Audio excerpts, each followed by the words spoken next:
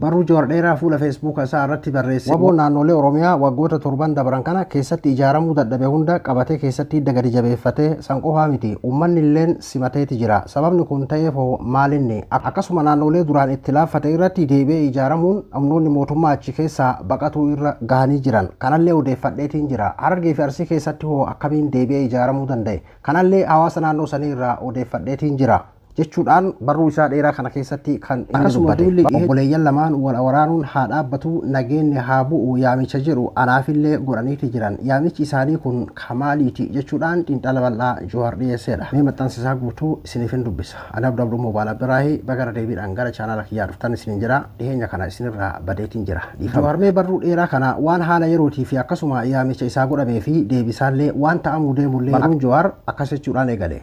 Eeyyeen lolli obbolaa jidduu haa dhaabbatu garuu akkamiin torban darbe keessa duula lolli obbolaa jidduu haa dhaabbatu jedhu tokkotu marsaalee hawaasaa kanarratti geggeeffamaa ture. Namoonni duula san keessatti hirmaatan atis kaleessa lolli akka dhaabbatu waywaataa turteeti amma maafi duula kana hin tumsine gaafii jedhu naaf kaasan. Namoonni gariin ammoo duulli sun tooftaa bilisiginnaan qabsoo ittiin laaffisuuf gadiin baateedha jechuun naaf barreessaa turan. Akeekni dhugaa duula sanii waan fedhes ta'u abbaan fedhes duulaa jiraatus walwaraansi waloo ummata keenya waggoota torban darbanii fi goolaa jiru akka dhaabbatu hawwuun waanuma eebbifamaadha. Garuu ammoo duulli kun hawwii bira dabree nagaa qabatamaa fiduu danda'a. Shireewota yehooni milkaa'aa gaafiilee jedhan xiinxalluun barbaachisaadha. Walwaraansi humnoota uummata tokko keessaa bahan jidduutti taasifamu yookiin siviil waar kan goolabamuu danda'u karaa lamaani. Kan duraa gareen tokko yoo injifateedha jechuunis takka murni aangoo mootummaa harkaa qabu riphee lolaa dhabamsiisuu yoo danda'e yookaan ammoo riphee lolaan murna aangoo irra jiru fonqolchee aangoo yoo to'ateedha. Karaan lammataa walwaraansi ittiin goolabamu ammoo murni lamaan araaraan dubbii yoo fixanidha. Kanarratti yoo waliigalle duulli dhukaasni obbolaa jidduu haa dhaabbatu jedhu kuni karaalee lolli dhaabbatuu ni danda'uun lamaan armaan olii keessaa kan filateeti taasifamaa jira. Gareelee wal waraanaa jiran walitti araarsuuf moo isaan keessaa tokko irra aanee isa kaan dhabamsiisuudhaan nagaa fiduufi. Mee karaa lamaanuu haa ilaallu. Warri duula kana eegalan akeekni isaanii araara buusuu akka ta'e himu. Mee dhugaadha jennee haa fudhannuuti araara buusuuf ni milkaa'u moo gaafii jettu haa xiinxallinu. Walwaraansi Oromiyaa keessaa sadarkaa manguddoo biyyattiitiin atis dhiisii jechuudhaan dhaabbatu bira erga darbee bubbulee jira. Kuni waan an jechaa jiru osoo hin taane kan qaamonni walwaraanaa jiran lachuu amananii fudhatanidha. Bilisiginnaa fi Waboonis dhugaa kana hubachuun bakka qaamonni sadaffaa jiranitti ifatti yeroo lama mari'atuun isaanii ni yaadatama. Maarree akeekni garee amma dhaadannoo dhukaasni haa dhaabbatuutiin socho'u warri walwaraanu lamaan marii araaraa marsaa biraatiif akka ta'an dhiibbaa gochuudha laata. Yoo san ta'e xiyyeeffannaan duula isaanii irra caalatti murna aangoo irra jiru irratti ta'uu qaba ture. Sababnis waliigaltee qaamota sadaffaa waliin taasise diiguudhaan hooggansi Waboo biyyatti akka hin deebine ugguruu yaaluudhaan carraa marii marsaa sadaffaa kan dhiphise bilisiginnaadha. Dabalataanis waamicha dippiloomaatonni marii marsaa biraatiif irra deddeebiidhaan taasisan kan dides murna aangoo irra jirudha. Kanaafuu akeekni duula kanaa araara buusuudhaan walwaraansa dhaabsisuu yoo taate mootummaan marsaa biraatiif akka qophaa'u dhiibuu dabalatee tarkaanfilee abdii fi wal amantaa uumuu danda'an akka fudhatu taasisuu feesisa. Tarkaanfileen kunniin ajjechaa namoota nagahaa dhaabsisuu warra hidhan gadi lakkisuu fi kan kana fakkaatan dabalata. Garuu barreeffamoota warri duula kana geggeessan maxxansan yoo ilaallu waan akkasii argaa hin jirru. Yoo akeekni duula kanaa injifannoo murna aangoo irra jiru mirkaneessuudhaan walwaraansa kanatti goolabbii taasisuu ta'e ammoo karaan kabiraati. Namoonni duula kana qindeessuun adda duree maqaan dhayaman warra dursanii gara murna aangoo irra jiru goran waan ta'eef akeekni duula kanaa mootummaan jabaatee riphee loltoota dhabamsiisuudhaan nagaa akka buusuuf tumsuuf kan kaayyeeffateedha shakkii jettu jira. Mee shakkiin kun dhugaadha jennee fudhachuun carraa milkaa'uu isaa haa ilaallu. Murni aangoo irra jiru tokko riphee lolaa dhabamsiisuudhaaf waa lama gurguddoo gonfachuu isa barbaachisa. Kan dura dirree lolaatitti olaantummaa guddaa horachuu danda'uudha. Kan lammataa sababoota hawaasaa fi diinagdee fi siyaasaa riphee lolaan uummata keessatti akka hidda gadi dheereffatuu dandeessisan furuu danda'uudha. Haala qabatamaa amma jiruun humni waraanaa murni aangoo irra jiru uf jalaa qabu dirree waraanaa Oromiyaa keessas ta'e kan Amaaraa irratti olaantummaa gonfachuu hin dandeenye. Idumayyuu humni isaa yeroo gara yerootitti laaffataa deemaa akka jiru waan nama wal falmisiisuu miti. Oromiyaatti yoo xinnaate yeroo 25 caala Amaaratti yeroo 7 duula xumuraa labsuun milkaa'uun hin danda'amne. Itamaajorii shuumii raayyaa ittisa biyyaa Waboon sadarkaa dhabamaa irraa akka gahee fi faannoon ammoo parsantii 10 qofa akka hafee erga dubbatanii ji'a 3 waan dabre natti hin fakkaatu. Qabatamaan kan ta'aa jiru garuu faallaa saniiti. Loltoonni mootummaa dirree lolaa taasifamaa jiru mara irratti dhibbatamaan booji'amuun waanuma waliin argaa jirrudha. Kallattiin kun humni lolaan mo'achuu mootummaa daran laaffachaa kan deemu malee waan wayyaa'u ta'uu kan akeekuu miti.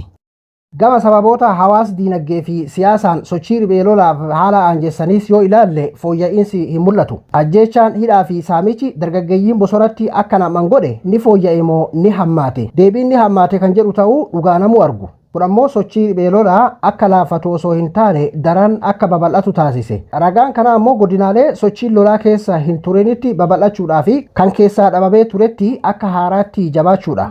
Fakkeenyaaf yaaliin waboo sochii isaa gara godinaalee Arsii fi Harargeetitti babal'isuudhaaf taasise yeroo dheeraadhaaf milkaa'uu hin dandeenye ture. Sababni kana ammoo naannoleen Oromiyaa kunneen baroota 1970moota irraa kaasee Dubbee fi Dirree qabsoo hidhannoo Oromoo turuu irraa kan ka'e uummanni lolaan daadarkaa'ee waan ifateef ture. Ji'oota darban kana garuu riphee loltoonni gaara Ciraaloo hanga laga Gobeelleetitti laaftutti babal'ifachuu fi hidda gadi dhaabbachuu danda'anii jiru. Kun maaliif akka ta'e hubachuudhaaf jiraattota naannoo sanaa odeeffachaan ture. Sababoota isaan tarreessan keessa ajjechaa fi saamichi qaamota mootummaatiin raawwatamu daran hammachuu fi dargaggeeyyii akka bara dargiitti humnaan guuruun waraanatti naquun dhufnaan erga duutii hin oolle roorrooqeetti dhufte ofirraa faccisuun wareegamuu wayya yaanni jedhu ummata gadi seenuun hubadhe.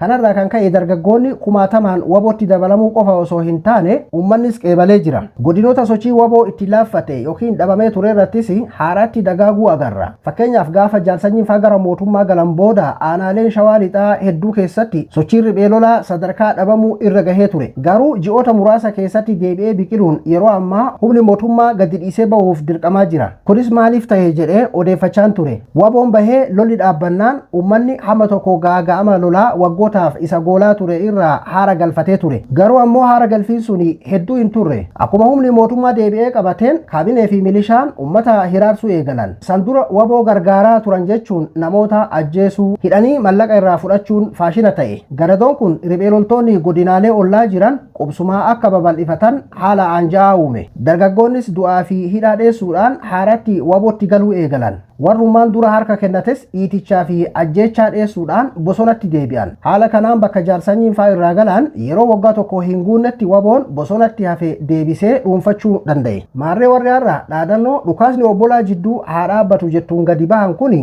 lolli Oromiyaa keessaa injifannoo murna aangoo irra jiruutiin akka goolabamu taasisuu akkamiin danda'ama laata? Humna waraana murna aangoo harkaa qabuu cimsuu danda'u moo haalota hawaasaa diinagdee fi siyaasaa babal'ina sochii riphee lolaadhaa fi haala mijataa uumuu hir'isuu danda'u laata? Humna waraana mootummaa cimsuu yoo taate waan yaalamee bu'aa hammasii hin buusinidha. Ajajoonni waboo jajjaboo jedhaman erga mootummatti makamanii booda duula farra riphee lolaa irratti bobbaafamanii turan. Bu'aan isaan buusan garuu hammasii miti. Maaliif? Humni waraana mootummaa kan laaffatee fi hanqina hoggansaa tarsiimoo fi adeemsa siyaasaa irraa kan madde waan ta'eef hamma sun furamutti namoota muraasa dhiisii miliyoonaan yoo itti makamanis deebisanii cimsuun injifannoo gonfachiisuun hin danda'amu. Ajjechaa fi saamicha qaamota mootummaan raawwataman kan dargaggeessaa fi uummanni riphee lolatti akka hawwatamu taasise hir'isuu yoo taate sadarkaa sirnichi irra gahee kanatti waan milkaa'uu miti. Kana hubachuuf ammoo adeemsa umrii sirna abbaa irree hubachuun barbaachisaadha. Murni tokko aangoo qabata, ni jabeeffata, ni ittifata, ni tortora, dhumarratti ni kufa. Sadarkaa lamaan jalqabaa irratti namoonni alarraa itti makamuun waaqajeelchuu ni danda'ama ta'a. Sadarkaa sadaffaa irratti sirnichuu ofitti nama hin butu. Sadarkaa afuraffaatti gaafa sirnichi tortoree daddaaquun balbala banatee guuza yaammatu eegaletti ammoo dirmachuun bifa kamiituu baraaruu hin danda'u. Sadarkaa afuraffaa umrii abbaa irree sadarkaa afuraffaan golfee wal fakkaata. Yaaliin abiyyi sirna abbaa irree namtokkee ijaaruudhaaf taasise biyyattii wal waraansatti galchuun diinagdee fi nageenya biyyattii waan unkuteessee fi yeroo ammaa sadarkaa tortoruu irra gahee jira. Kanaafuu namoonni dhibbaatamaan sabboonummaa beekumsaa fi murannoon guutamanii itti seenanis xurii ufitti dibuu fi waliin kufuu yoo taate malee carraa sirricha keessaan jijjiirama fidanii humneessuudhaan carraan dirree lolaa irratti riphee loltoota akka hinjifatu taasisuu hin jiraatu.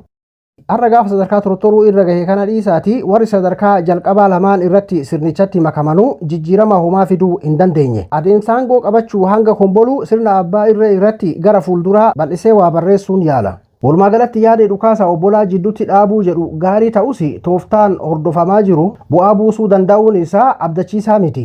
Akeekni duula kanaa araara buusuun lola dhaabuu yoo taate murna aangoorra jiru irratti dhiibbaa godhuu feesisa ture. Sochii warri duula kana taasisan godhaa jiranirraa yoo ilaallu sana argaa hin jirru.